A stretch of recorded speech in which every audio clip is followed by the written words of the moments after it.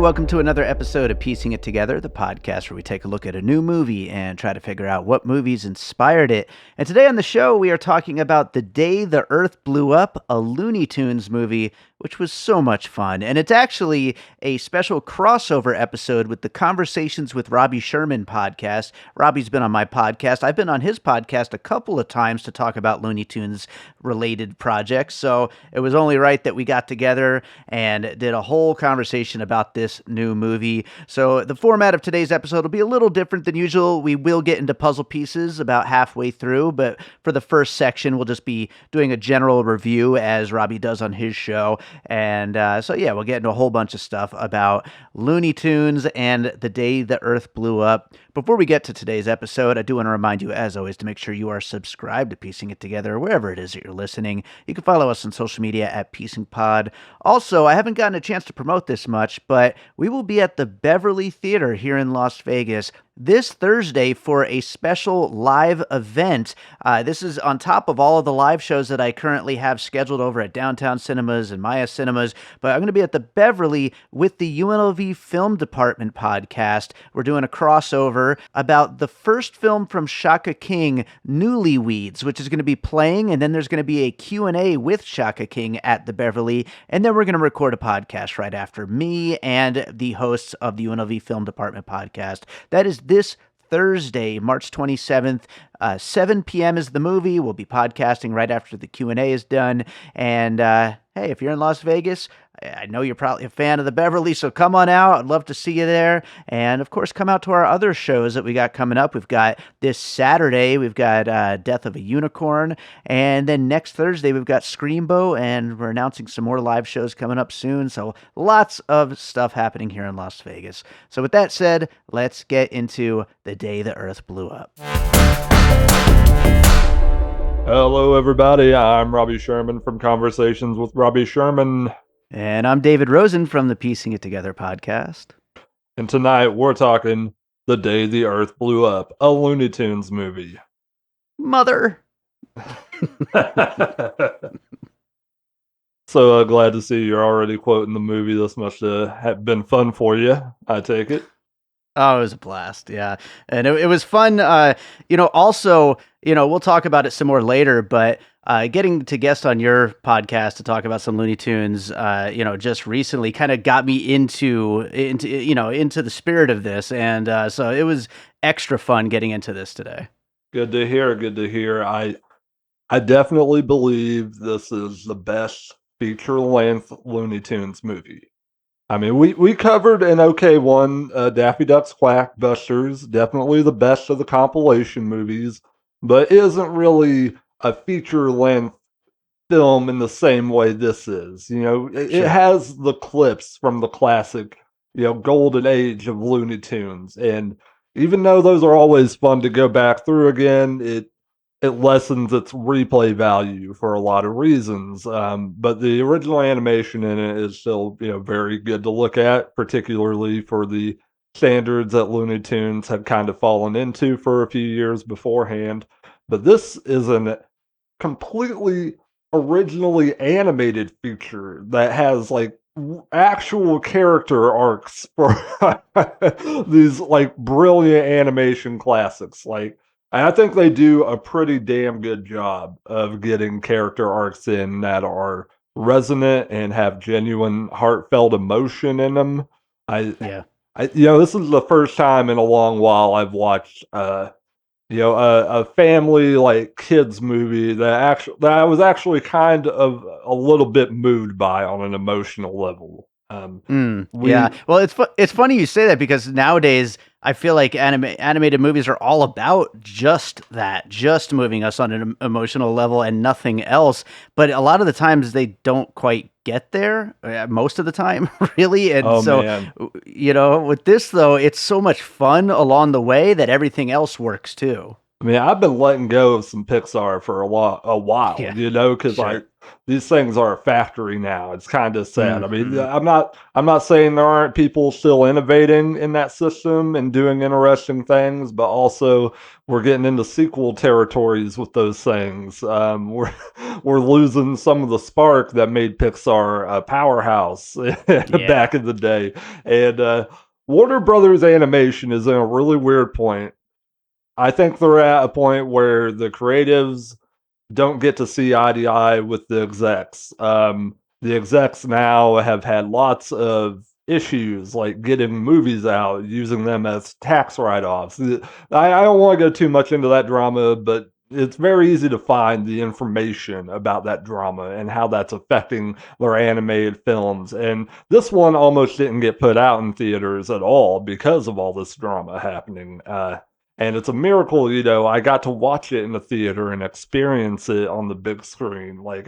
This is the movie, this is the Looney Tunes movie I wanted when I was growing up, David. yeah, I had to take in Space Jams. I had to take in Back in Action, a movie that its own director denounces and says is not his movie. That is yeah, Joe yeah, Dante, sir. Joe Dante's word is good. You understand? yes, like, yeah. um, it's sad that we're having such a hard time getting these movies out to the public when there's obviously a cadre of people that want to see them succeed and want to see like features like this. It's such a shame. Yeah, yeah, absolutely. And you used the word miracle, and I think that it kind of is a miracle because, like, we know what happened with Coyote versus Acme, and we know that 2D animation just doesn't make it into movie theaters anymore. Yes. And so there's so many reasons, and just Warner Brothers being a mess. Not just the animation, all of Warner Brothers being a mess.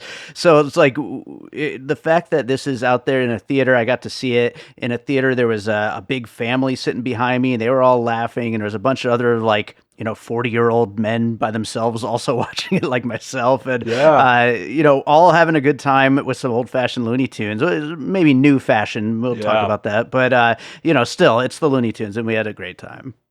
And I think it very much has earned the Looney Tunes brand. I think it goes Yeah, hard in the ways that we expect classic Looney Tunes to go. I think it sometimes best like the gags and fluidity of its TV brethren that it originates from. mm, I I also think it pulls in a whole ton of other influences that are really like just sharp things to go off of. Maybe a little obvious sometimes here and there, but that never damages the fun, for younger generations. That'll be a thing that they'll discover as they get older if they latch onto this movie. Oh, this is taken from the thing and what have you.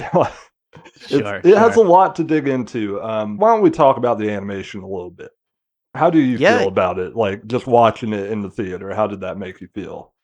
Well, I feel like I was set up for kind of knowing what the animation was going to be like from our conversation on the Curse of the Monkey Bird, which was from this director and from this new era of Looney Tunes and kind of the style that they're going for.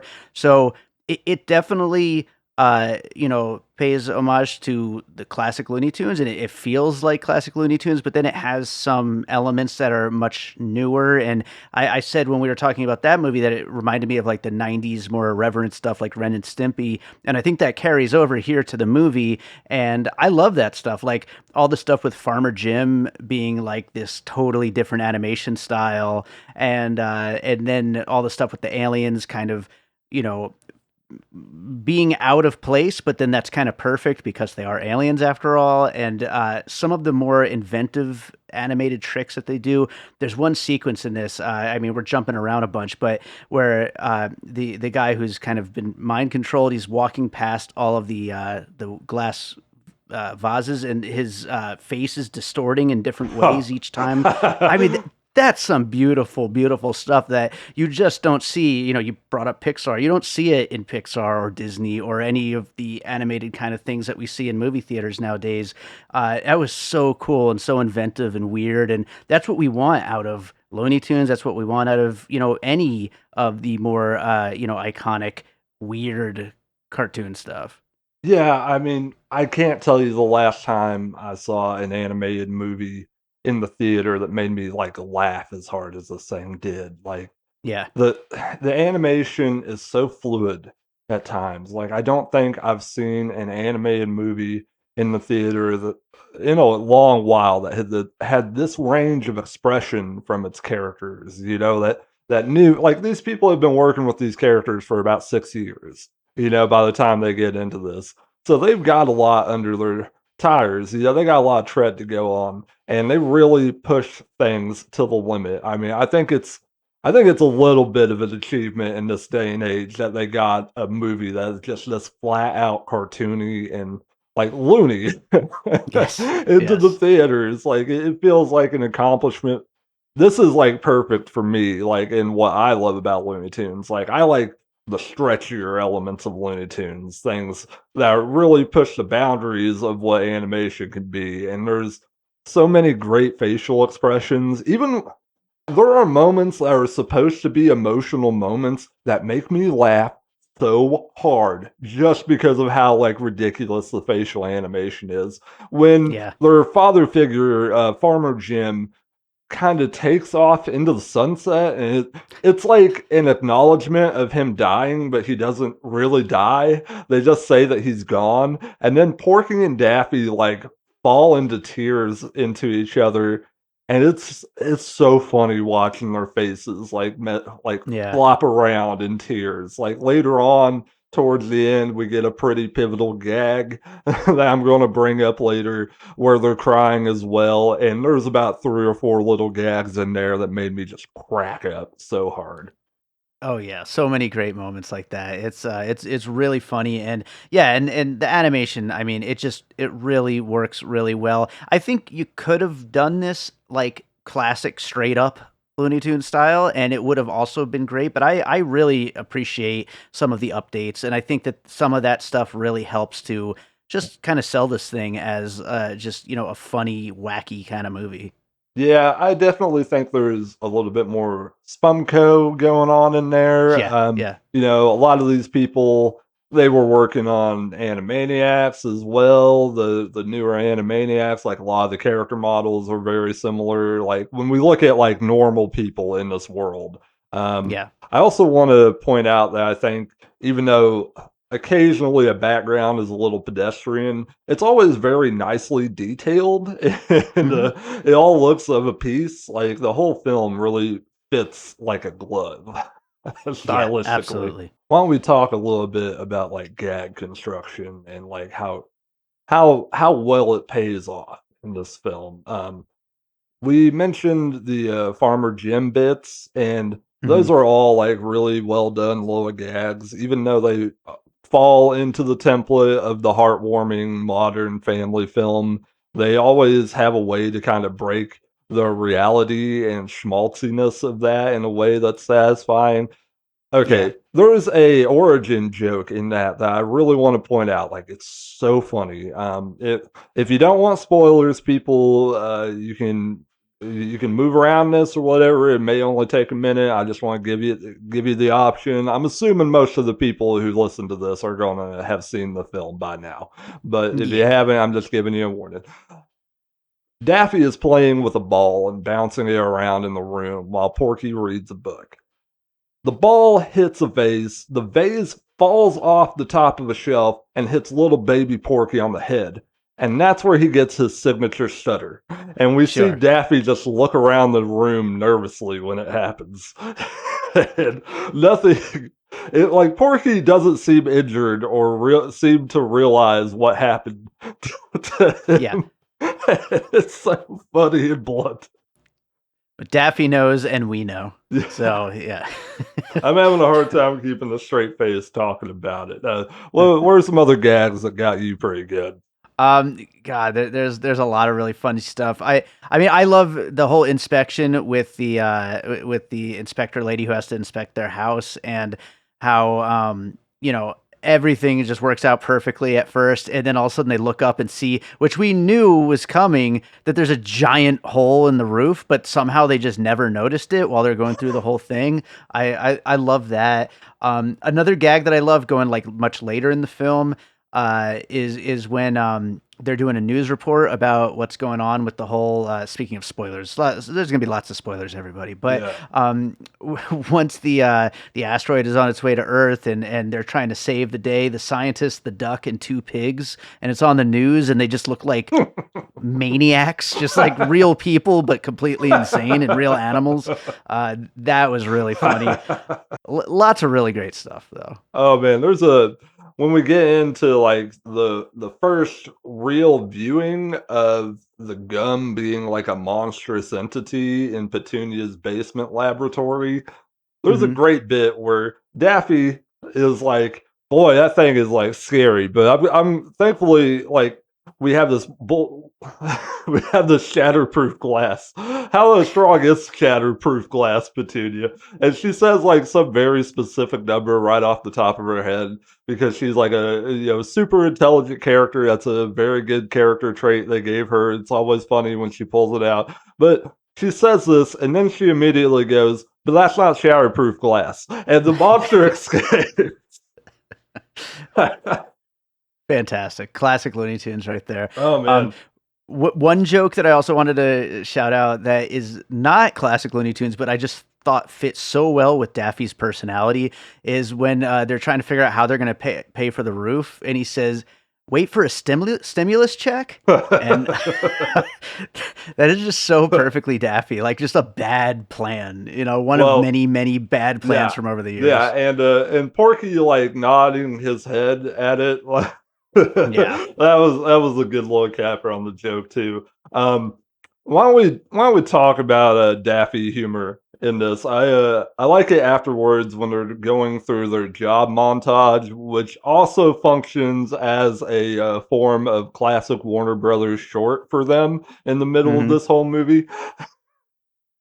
He wants to be an influencer at one point, and he blows on his thumb to blow his butt up into like a big bubble butt, and they like post it online with him dancing, and it just he comes in and he's like, "So did we do it? Did we go viral?" And it says they're canceled on his phone. So random. Random. It's Yeah, ridiculous. I think that joke will probably age the worst, but I still thought it was funny. So I think that really shows you the quality of the humor here.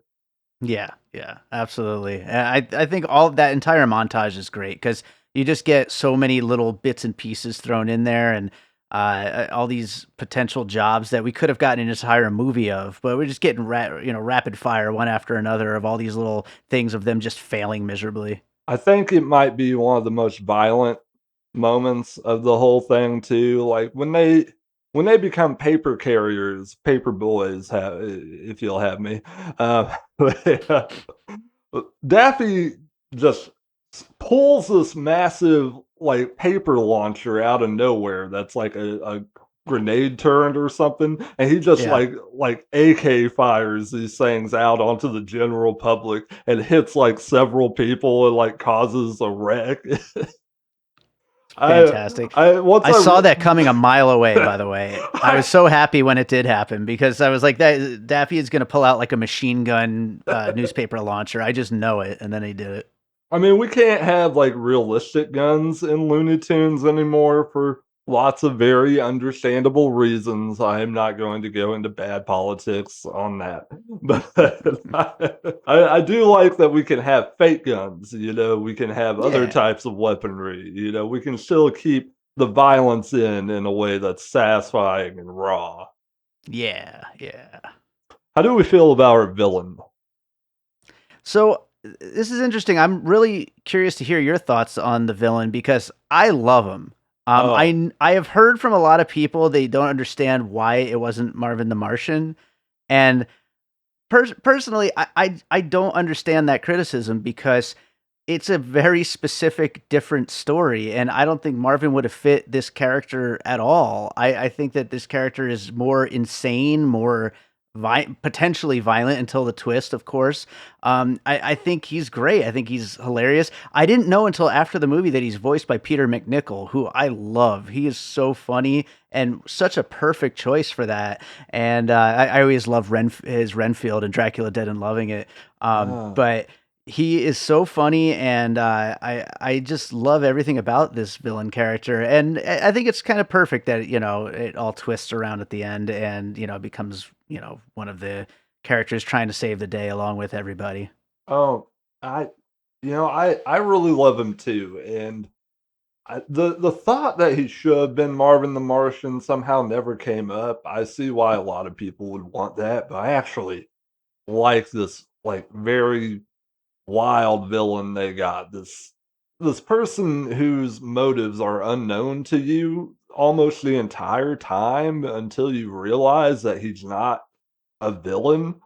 and Yeah. and then we fall into a very specific sci-fi parody that I want to bring up in a few minutes when we get to the section of our episode that belongs to you for your podcast. Mm, I don't want to give away too many of the nuggets before we get it, before we get sure. there.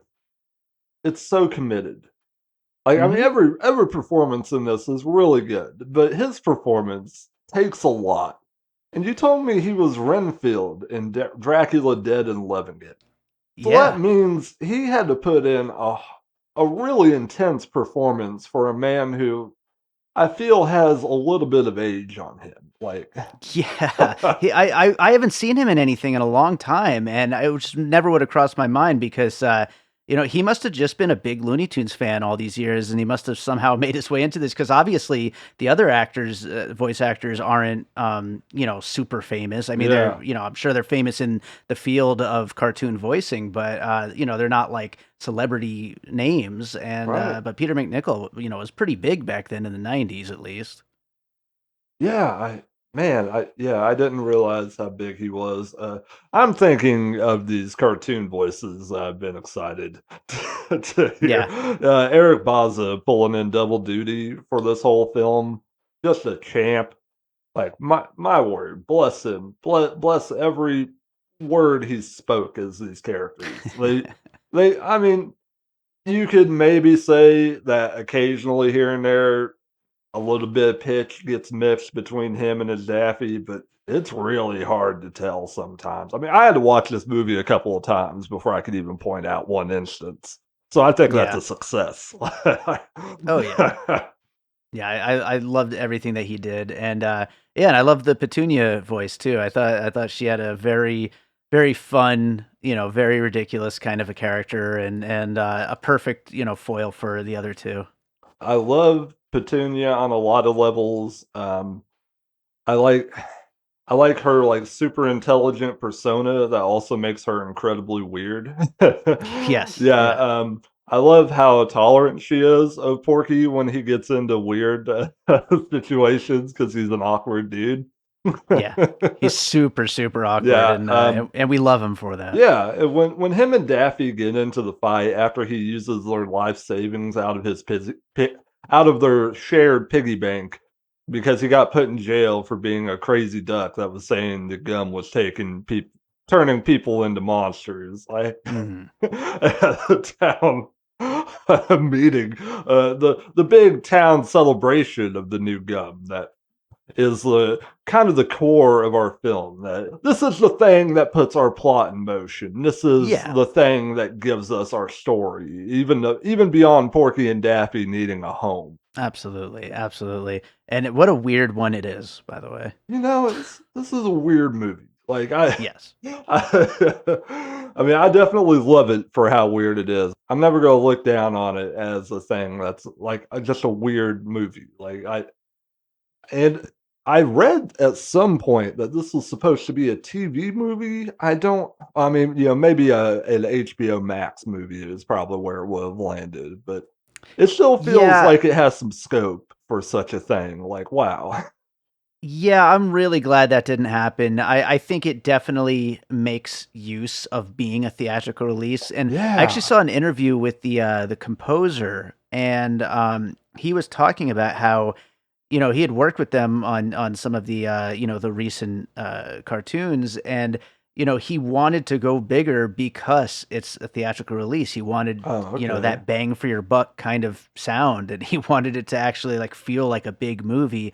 And I think it shows, and I think everybody it shows that they were making something to be seen by multiple people at once on a big screen. And I think that it going to HBO or something like that would have just been a real bummer.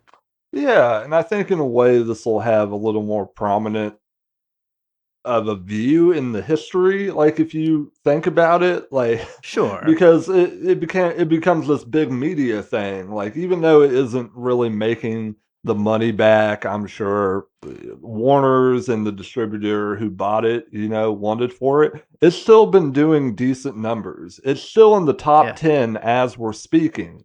It's it's going to be remembered as a little film that shouldn't have, but did on a certain level, and I love that for it. Absolutely. I love that Yeah. for it.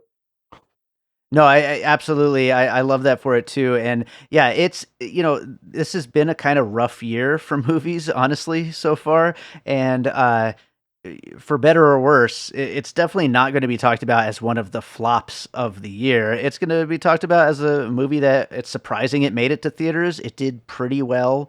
There are other movies that are definitely going to get the flop designation before this one. Oh, man, yeah, thankfully. Yeah. Yeah, yeah. From what I've heard, Ketchup Entertainment is now acquiring the rights for the Coyote versus Acme movie as well, so maybe that'll become a unique theatrical experience as well soon. I sure hope so. And shout out to Ketchup Entertainment. They're doing the Lord's work. Yeah, God bless them. I mean, they can't be making a whole lot of money on this movie, and to commit another $50 million to a Coyote versus Acme release, God bless them. Yeah.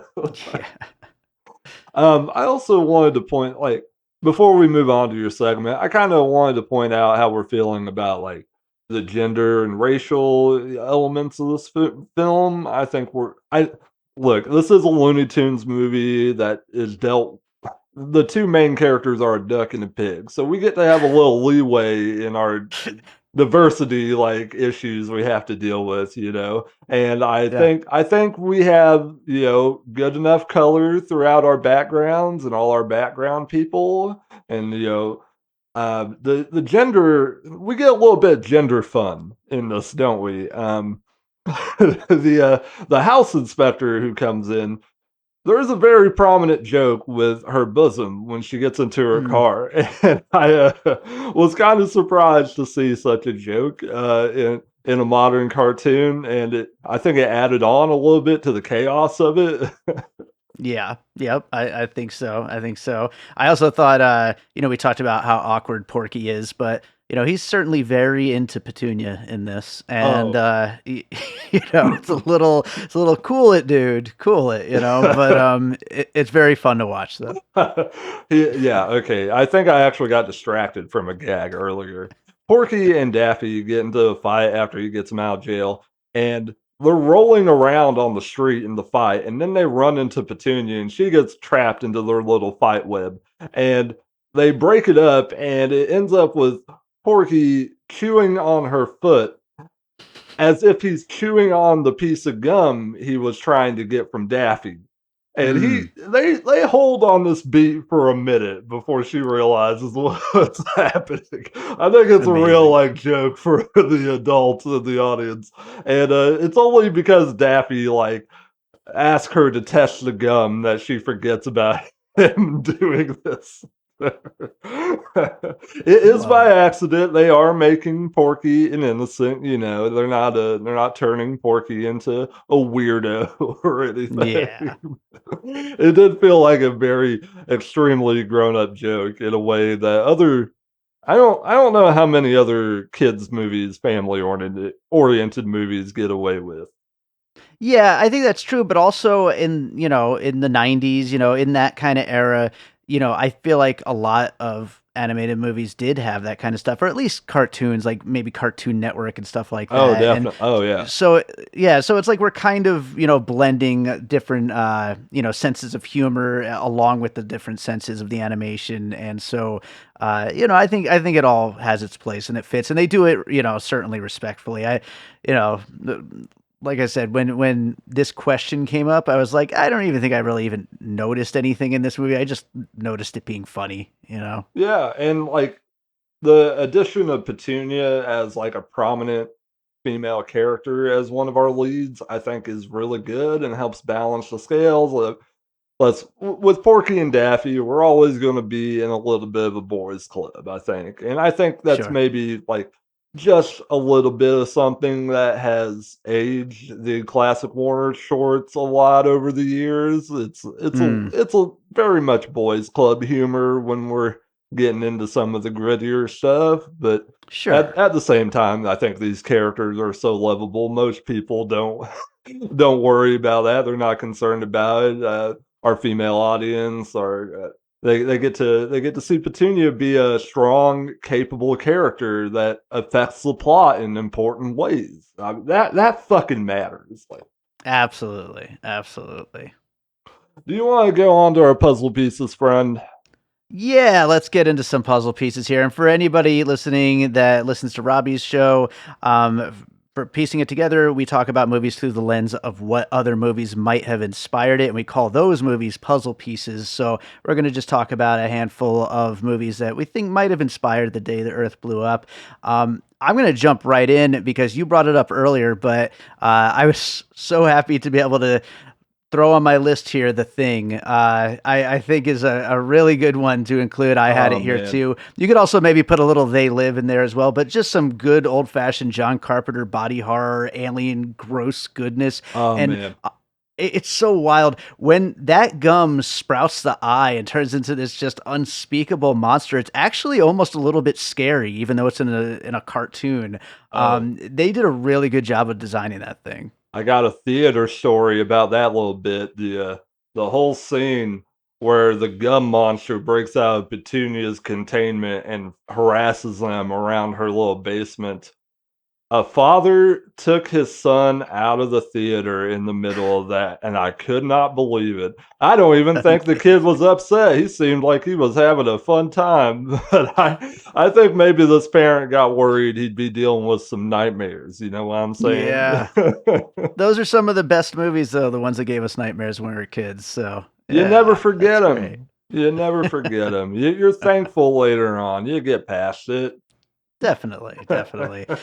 Let's go to one from you. What do you got? Okay, I want to bring it, and maybe this is just like a small thing, but Night of the Living Dead on a certain Sure. level, like when we see these people like entranced in their gum stupor, they all just look like zombies with their like kind of stiff limbs out, their arms out in a weird, awkward manner. I was getting a lot of that vibes when I was seeing people walk around with this. Also, them being chased after by them. You could also put in what's it called? Invasion of the Body Snatchers as well. Yep. Maybe that's a better reference because I these gum things they take over your mind. Yeah, yeah, absolutely. I think they both fit really well. I actually had both of them on my list, so Oh I'm yeah. right there. I'm right there with you. And I think Night of the Living Dead, it's very clear. I mean, even some of the imagery of them like kind of closing doors to hide from the things, and thinking that they'll be safe inside and all that kind of stuff. And then yeah, Invasion of the Body Snatchers. I think it's like it's right there. It's like it kind of has to be a part of the conversation for sure. I have a few other things here, a bunch Okay. actually. Yeah. I'm gonna go first. I got to give credit to a friend of the show, Joe Black, who I'm sure I would have thought of this one on my own, but he mentioned it to me before I got a chance to think about it and jot it down. But Cloudy with a Chance of Meatballs.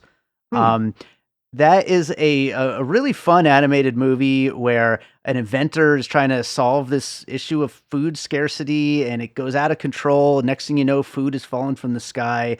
And here, this, alien who is actually trying to do this ingenious, plan to save the planet from an asteroid hitting it ends up going out of control, just like that inventor's plan went out of control. And all of a sudden, gum is the big disaster element that is, setting this B movie would be alien invasion type plot in motion. I think there's a lot of parallels between Cloudy with a Chance of Meatballs and The Day the Earth Blew Up.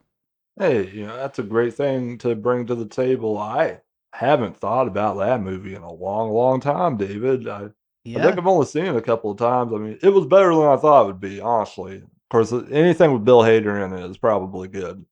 Yes, that's absolutely I true. really Yeah, don't. and I haven't seen it since the theater, so Oh, yeah, I should okay. revisit it sometime. I don't think I've seen one bad thing with Bill Hader in it. Like, I don't know, maybe a thing that wasn't like the greatest thing ever, but not bad. Like, Yeah, he's great. He's yeah, absolutely great. God bless him. What do you got next? Okay, I want to bring up the Marvin the Martian shorts that were out in the late 40s, early 50s. The design of the spaceships, like, I think they're really cool and from some of those Marvin the Martian equipment that was happening in those shorts. Nice, The nice. lab the alien has, like with its endless beakers coming down from the wall, a visual standout of this film, and very much classic Looney Tunes design. Beautiful stuff. That's really cool. That's a great pull, and brings our buddy Marvin the Martian into the conversation again. Maybe all those people that were annoyed that he wasn't in this, we got some influence from Marvin the Martian, so at least we got that. I think they do a really excellent job of pulling in classic Looney Tunes influences. Okay, there's a diner that Daffy and Porky go to where they get a milkshakes on the house because they look so sad and despondent. And the Hmm. diner is called Clampett's Diner, and that's a reference to classic Looney Tunes director Bob Clampett. Right, They right. and he's pretty much the real influence on this. Clampett, Avery, he was one of the directors that had a stretchier style to what he did. This movie isn't as much influenced by the Stiffer Jones stuff.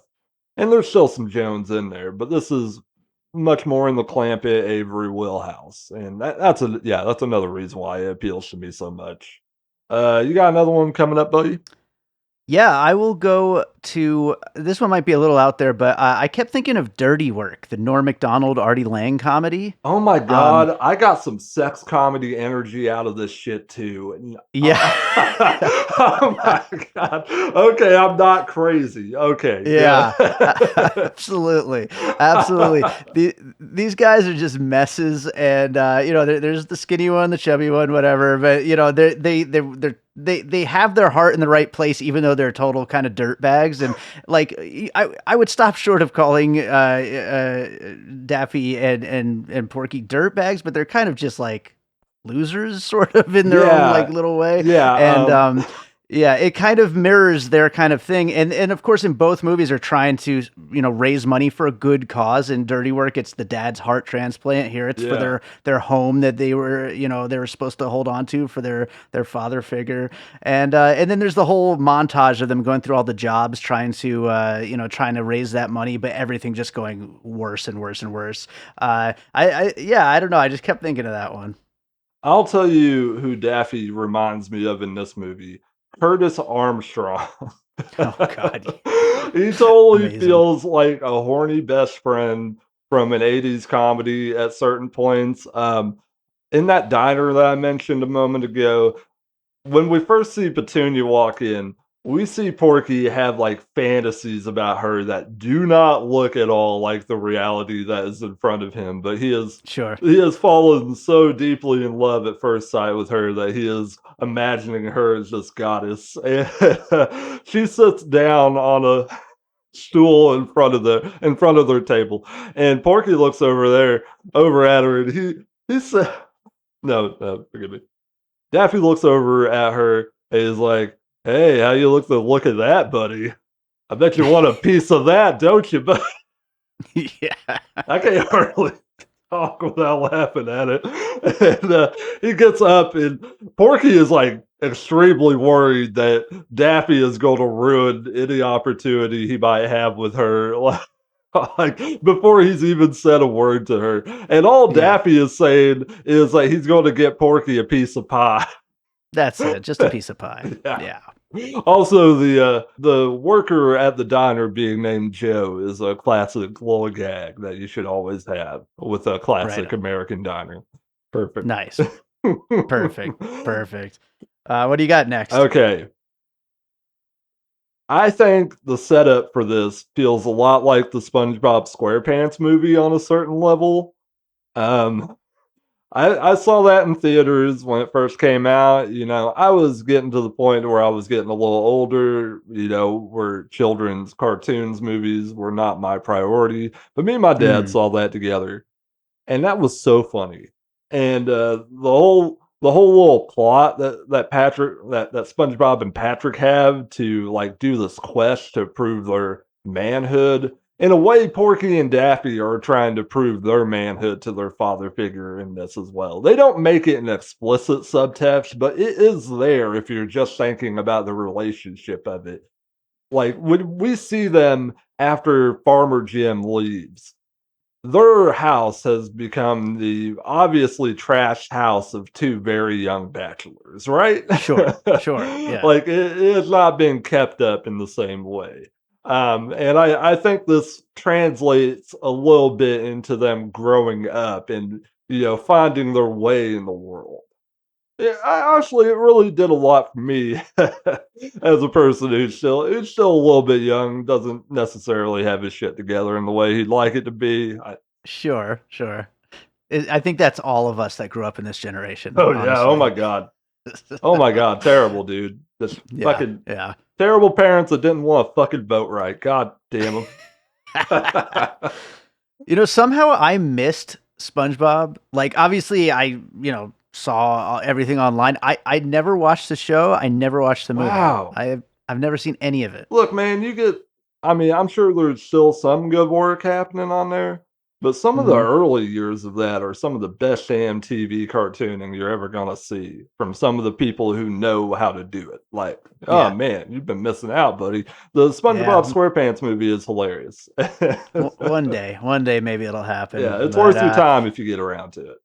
absolutely, I'm gonna go I'm gonna combine a couple here because they're both uh, later '90s big blockbuster action Okay, movies. yeah, I was gonna get to one of these pretty soon. Yeah. Yeah, we got Armageddon, Yep. which is our whole like third act plot that we're gonna go onto the asteroid and blow it up from the inside.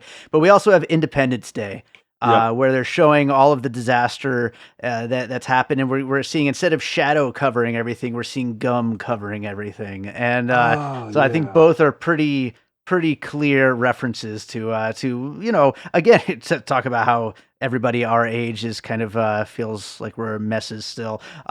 These guys who made this movie probably all grew up at this same era, and these are our big blockbuster disaster movies. Yeah, yeah. I forgot about Independence Day, but that also makes a lot of sense when you think about the international landmarks they go to, like the Yeah, pyramids in Egypt. That is totally an Independence Day gag.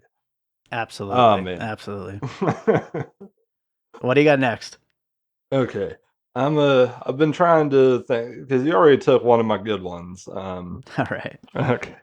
I've got two more, by the You way. got two more. Okay. I might just have one more good That's one fine. in me if I can get it up. I had something on the tip of my tongue a moment ago before we started talking.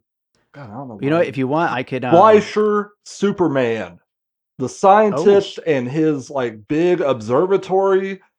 That is totally Fleischer Superman stuff. The like extremely um the almost like ridiculously modeled look of it and how he moves, that feels like Fleischer Superman written all over it. Like the ultra detailed like body of his hands and like how it functions together. Yeah, that was something I wanted to bring up very badly. no, that's cool, and that goes back to being genuinely influenced by the classic cartoons and like all of the classic stuff, like obviously Looney Tunes, but everything else though, from B movies to cartoons to everything else that everybody grew up with. Yeah, I mean I cannot recommend this film enough to animation fans because I think if you Yeah. truly love the art of cartooning, this is one of the purest expressions of it. Absolutely. I will go with I was thinking of the Ernest movies. Ernest, huh? I actually just recently went on a 10 movie Ernest marathon, so maybe it's on my brain a little bit. Oh, okay. But they're so much fun. They're so stupid. But the idea of, in this case, two people, but in the Ernest movies is one guy who are just, they mean well. And they're not trying to make things worse, but their situation just keeps getting worse and worse and worse. And then it ends up basically being the side characters who kind of save the day, even though Ernest gets the credit for it. Petunia Pig and the evil alien, they really kind of hatch the plan, and the scientist who becomes unzombified or whatever you want to call it. They Yeah. really kind of save the day. It's just kind of Porky and Daffy, enact the plan, I guess, but they don't know what the hell they're doing. But that's something that reminds me so much of the Ernest movies, where he just kind of stumbles his way through, kind of saving the day, and everybody else around him is who kind of sets any kind of plan in motion, and it's all just so lovable and sweet and goofy. By the way, Risky Business was the particular Curtis Armstrong movie I wanted to point out. Sure, yeah, Yeah. that's a classic one. Yeah. Yeah, I very specifically think of Daffy as like a wingman type at the end when him and Petunia have this big kiss, and it's Petunia who initiates the kiss. Petunia is far more forward than Porky, and I like that for her as a character trait too. It makes her feel yeah, a little, it makes her stand out a little bit. But when the big kiss happens, you see the kiss happen, and then they do a cut to Daffy, and he has like a really great facial animation when he says, "All right, pork man." yeah, really great stuff. Absolutely. So, do you have any other pieces you wanted to bring up? I have one more. I mean, I could bring up shorts, but I feel like that's just being nitpicky. I mean, any any Warner Brothers fan is going to understand where the influences from the shorts come in. Yeah. Last one that I have here. I wanted to throw in there Mars Attacks, the Tim Burton movie. God, okay. I mean, as far as just pure silliness mixed with B movie influence, I mean, we've already talked about some of the B movies. I mean, obviously, The Day the Earth Stood Still is another what any of the classic B science fiction horror, any of that kind of stuff fits in really well. And it all fit in really well with Mars Attacks too, and Tim Burton obviously being a huge fan of that stuff. And the same approach too, where it's like, is this threatening? Is it not threatening? It's kind of insanely threatening all at the same time. And yeah, it's just a really fun kind of version of not doing a spoof necessarily of those classic movies, but kind of doing something that's just totally paying homage to those things. Yeah, before we get out of here, I really want to say again how funny the the alien is, because he's so degrading to the scientist who he like takes over and uses to do his bidding. At one point, the scientist has to go out and get him his resource, which we learn later in the episode is boba tea. He's Yeah. obsessed with boba tea, which I think will be one of the gags that ages this just slightly, but I don't think it's harmful. I think it's Eh, funny and silly, and we might all still be drinking boba tea in yeah, who knows? 100 years. Yeah. We'll see. I also like Petunia in character, like when they get off the spaceship. Boba tea's so stupid; it doesn't even taste that good. I just had it like a few months ago for like the first time. Well, not the first time ever, because I did have it once, like over 20 years ago, but the first time in like 20 years, and Oh, it's all right. I wouldn't ever drink it again, but it's okay. okay. I mean, that's good to know. I don't drink tea or coffee because I gave up like caffeine when I was 21. So all Smart. all that stuff is just gone for me. I Yeah, yeah, I'm less anxious, but I do miss having that energy. yeah, yeah. That's fair. Yeah. That's definitely fair. I know that's what people tuned in for, to hear about my former Hey, caffeine dependence. we're having a conversation with Robbie Sherman, Look, right? you people out there, you can get sober from caffeine too. I believe in That's you. true. There is Yeah, help. that's right. That's right. I think I've got most of the influences I really wanted to say out. Maybe maybe I should point out that like the Farmer Jim stuff is reminiscent of like classic children's book illustration. And that's Yeah, part of what makes it so funny when you have it like in contrast between Porky and Daffy because they're such active characters. Farmer Jim being completely stiff almost every time he's on screen and reacting to Porky and Daffy is excellent. And if you notice the painting of him and, like, how they do the backgrounds whenever you see him, it definitely feels like classic Golden Book type illustrations. sure. Yeah, yeah, I love that. I loved all the stuff with Farmer Jim. I would have watched a whole movie just with Farmer Jim. All that stuff is so funny and so well done. I've got it, playing on and I actually think it is one of the more lightly periodical elements of the film. Like it's kinda taking the piss out of the like modern children's origin tale on a certain level, and that makes it really fun and exciting to go through. But when Porky and Daffy are aging, at one point they show them as teenagers and they're like very alternative, like punk type, Yeah. and they're getting their height measured. And after it happens, Forky just looks so depressed and sad. He's just like, "Can I go back to my room?"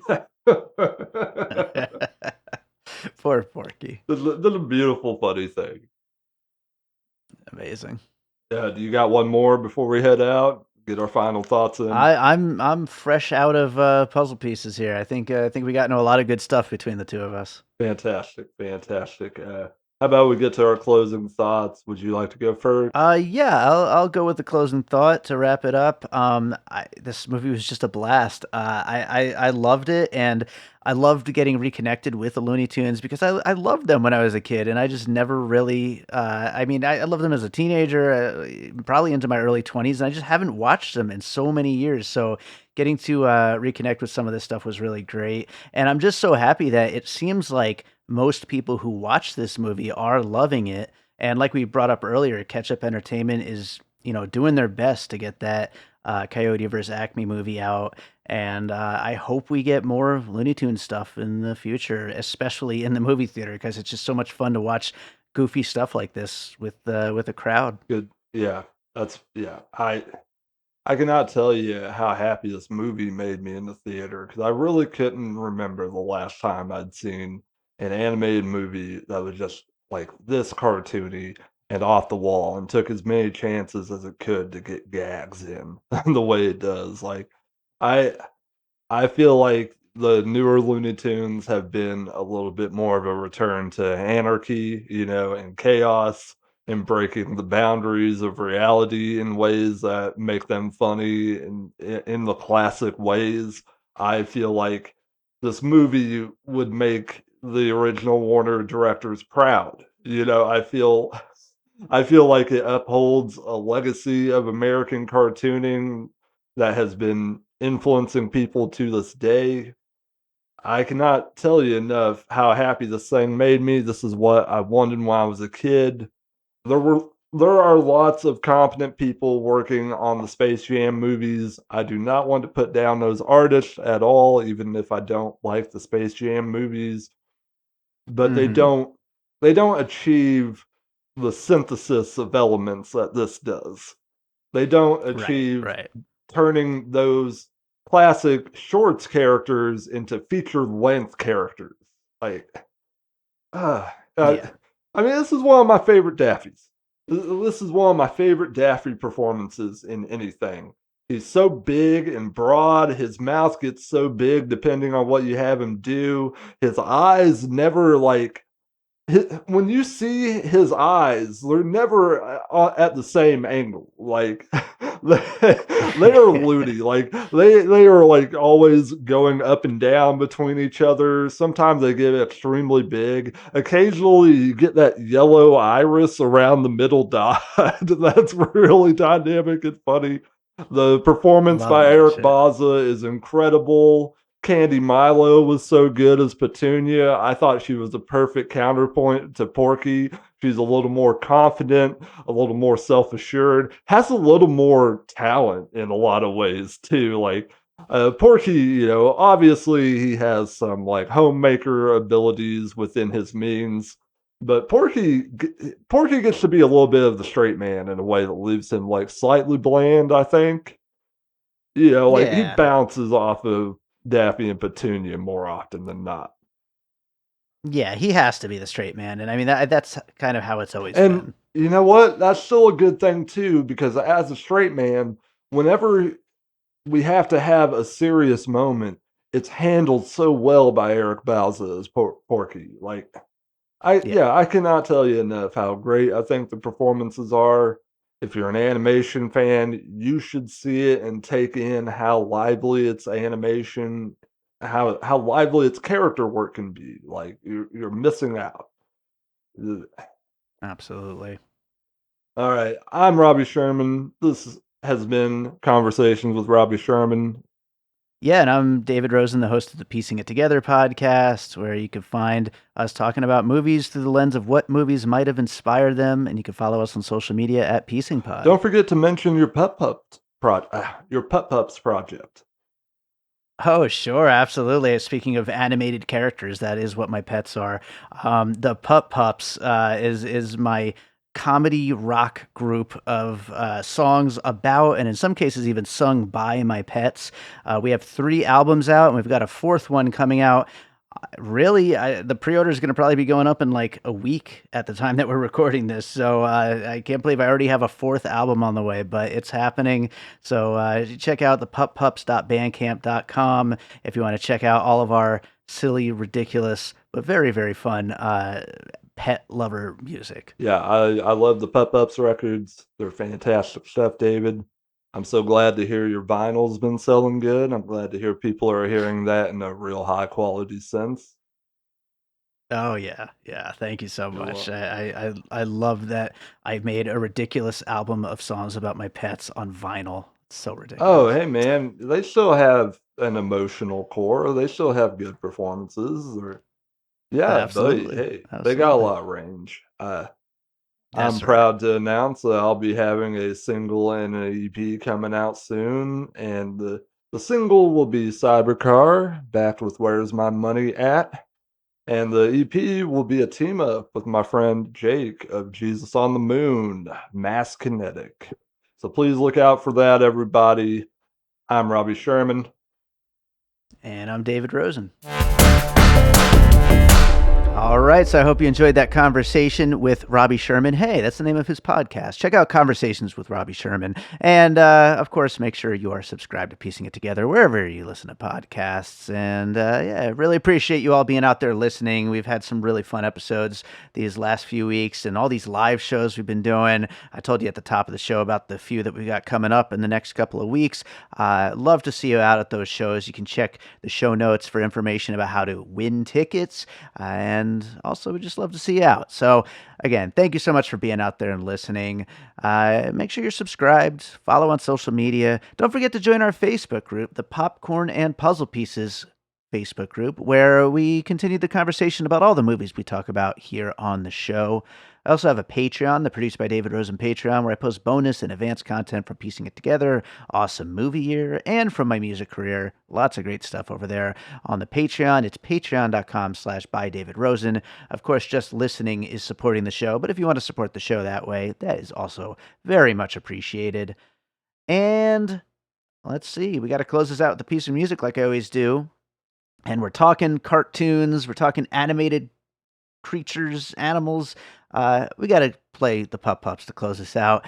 And as I just mentioned to Robbie during the conversation, I have a 4th The Pup Pups album. I know I just released the 3rd album in December. It was called A Boy and His Dog and 3 Cats and a Bear. Well, the 4th one is ready.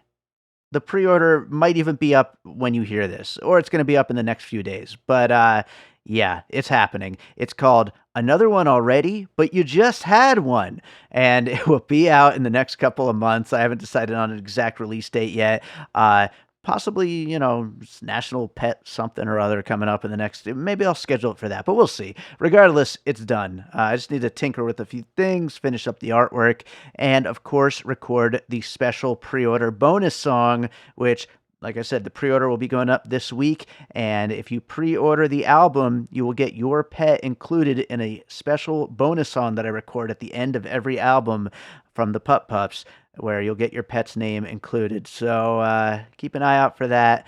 Right now, I'm going to play a song called A Race Against Time, which is a song by Harvey, our dog Harvey, who's 17 and a half.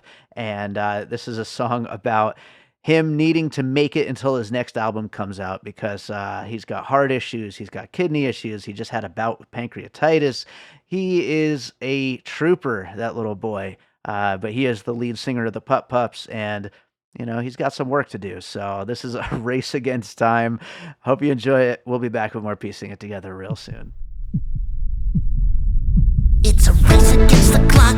I gotta rock, gotta make it till my next album drops. I gotta write some songs and play some riffs and give my mom and daddy another kiss. Cause it's a race. It's a race against time. It's a race. It's a race against time. The numbers going up, they're on my chart. Dr. Yak is saying something about my heart and my kidneys too. Gotta keep it cool, no need for alarm. Gotta keep it calm, cause it's a race. It's a race against time. It's a race. It's a race against time. And we already know it's gonna happen.